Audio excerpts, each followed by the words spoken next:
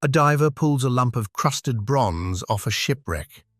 It sits in a museum drawer for years, ignored, just another corroded blob from the sea floor. Then it cracks open, and inside is a gear. A precise, hand-cut gear, 2,000 years old. Nothing like it shows up again for more than 1,000 years. We tend to picture the ancient world as simple. Stone tools, muscle, a lot of guessing. But every so often, something turns up in the ground that doesn't fit the story. An object that's too precise, too advanced, too early for the people who supposedly made it. Not aliens, not lost super civilizations, just real human beings, doing things we still can't fully explain how they pulled off. 5 of them. Real discoveries, all of them documented, all of them real, and still here, most sitting in museums right now. We're counting up to the one that genuinely shouldn't be possible. Let's start at number 5. High above Cusco in the Peruvian Andes, there's a wall. Not a pretty wall, a disturbing one if you stand close enough. The stones are enormous, some weigh over 100 tons, a few estimated near 200. And they don't sit in neat rows. They're cut into strange, lumpy, many-sided shapes, some with a dozen angles or more, and they lock together like puzzle pieces that were carved for each other and nothing else. Here's the part that gets people. The joints are so tight, you can't slide a sheet of paper into them. No mortar, no cement. Nothing holding them but the shape of the stone itself. The Inca built this, mostly in the 1400s, and they did it without iron tools, without the wheel for heavy haulage, and without a written language to pass along blueprints. So how? The honest answer is that archaeologists have a good idea, not a complete one. The leading explanation is patient, brutal trial and error, shaping the blocks with harder hammerstones like diorite, then lifting a stone, checking the fit, setting it down, grinding off the high spots, and doing that again and again, until 2 house-sized rocks met like skin on skin. That fit isn't just for show. The walls flex. When earthquakes hit Cusco, and they do, the stones shift and settle back instead of toppling. Spanish buildings stacked on top have collapsed. The Inca walls underneath are still standing. What we don't have is the step-by-step. No Inca manual survived because there wasn't one to begin with. We're reverse engineering a method from the result, and every time someone tries to fully reproduce it at that scale, they come away with more respect and fewer certainties. For centuries, the best blades in the world came out of the Middle East. European crusaders ran into them and didn't forget it. The stories got tall fast.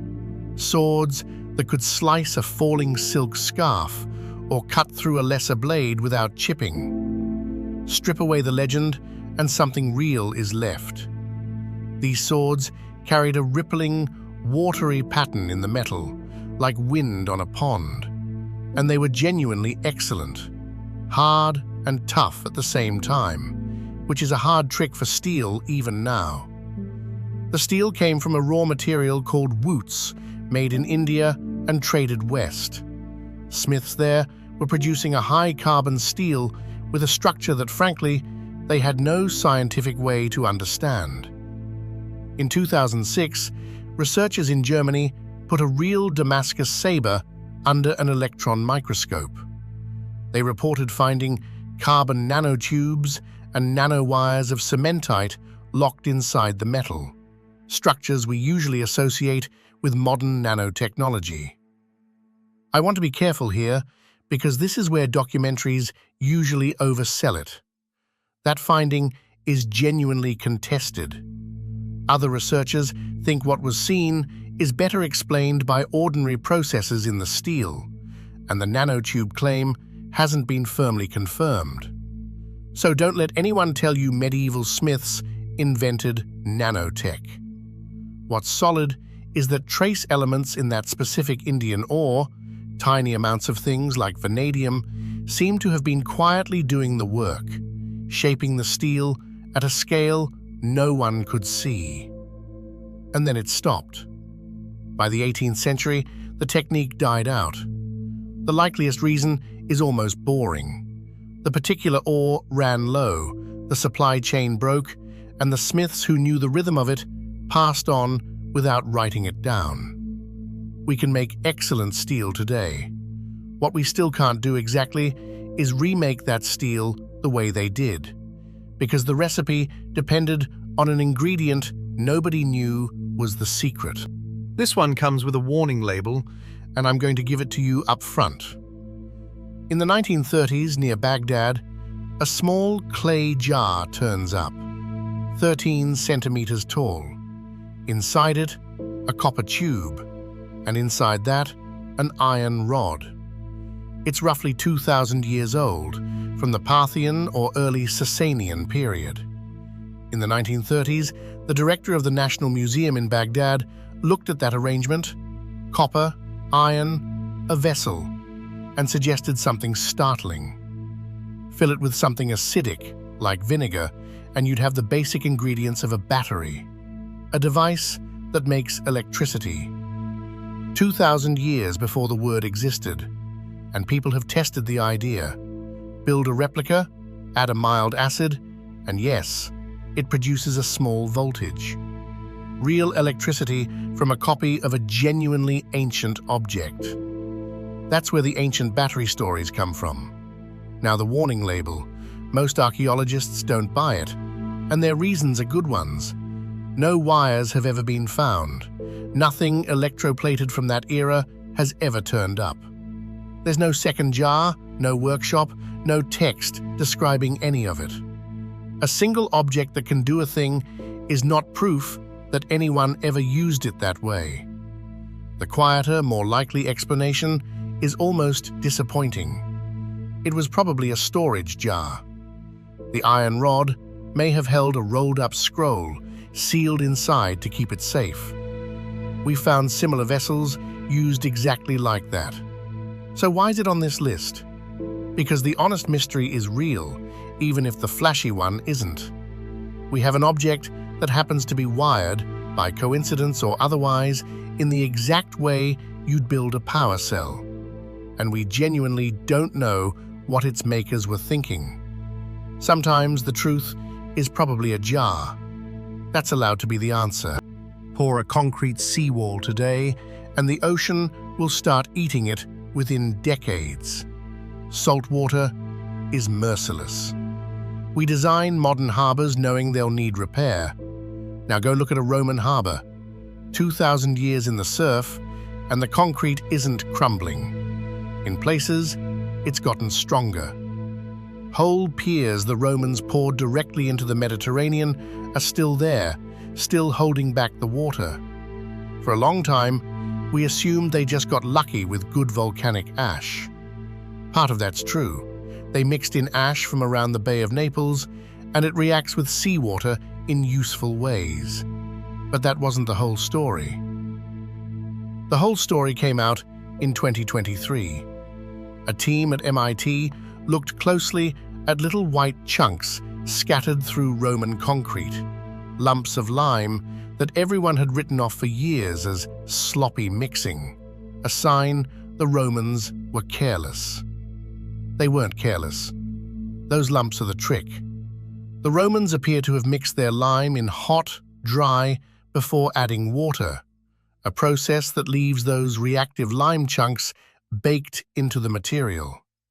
Then, when a crack opens and rainwater or seawater seeps in, the water hits one of those chunks, dissolves it, and it recrystallizes, sealing the crack from the inside. The concrete heals itself. No crew, no repair. Just chemistry, waiting in the wall for the day it's needed.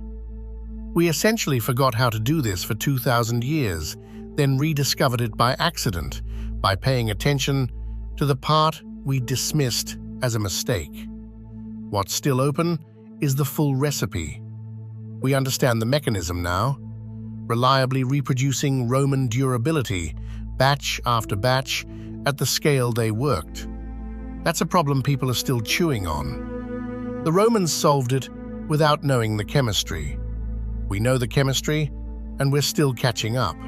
In 1901, Sponge divers sheltering from a storm anchored near a tiny Greek island called Antikythera.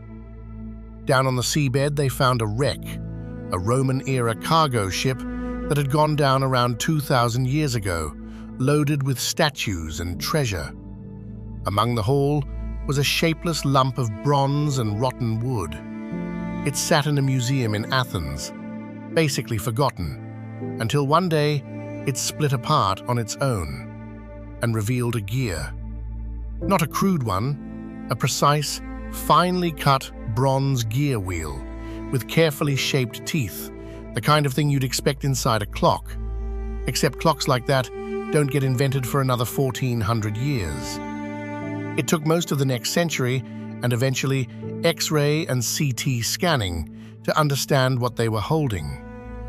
The Antikythera Mechanism is a hand-cranked astronomical calculator. Inside a case about the size of a shoebox sat more than 30 interlocking bronze gears. Turn the handle, and it modeled the heavens, the position of the sun and moon, the phase of the moon, the timing of eclipses years ahead. One set of gears tracked a 19-year calendar cycle, another counted toward the next eclipse. It even seems to have kept the 4-year rhythm of the ancient Olympic Games. Think about what that takes. Someone understood the motions of the sky well enough to turn them into ratios, and then cut those ratios into bronze by hand with teeth about 1 millimeter long, accurate enough that the whole machine actually works. 2,000 years ago. And here's the part that genuinely unsettles historians. We have nothing else like it. No earlier prototype, no clumsy first attempt, no later copy. A device this sophisticated doesn't appear out of nowhere. There had to be a tradition behind it. Workshops, earlier models, knowledge passed hand to hand.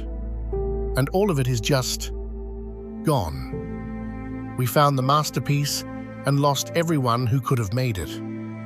Nothing approaching this complexity shows up again until medieval European clockmakers more than 1,000 years later. For 1,000 years, humanity went backward. That's the one that should keep you up at night. Not because it's mysterious in a spooky way, because it's real, it's sitting in Athens, and it tells us how much we've lost and forgotten without ever knowing it was there. None of these were built by aliens. That's the boring, better truth. They were built by people who were sharper, more patient, and more capable than the tidy story of primitive ancestors gives them credit for. What they really leave behind isn't a mystery. It's a warning. Knowledge is fragile. A technique can die with the last person who knew it. A masterpiece can sit in a drawer, unrecognized, for 100 years. Whole traditions can vanish and leave nothing but one impossible object on a shelf. Makes you wonder what else is still down there. In a shipwreck, in a museum drawer, in a wall we walk past. Already found, just not yet understood. That's what this channel is about. The real ones. The ones still on the shelf. Stick around.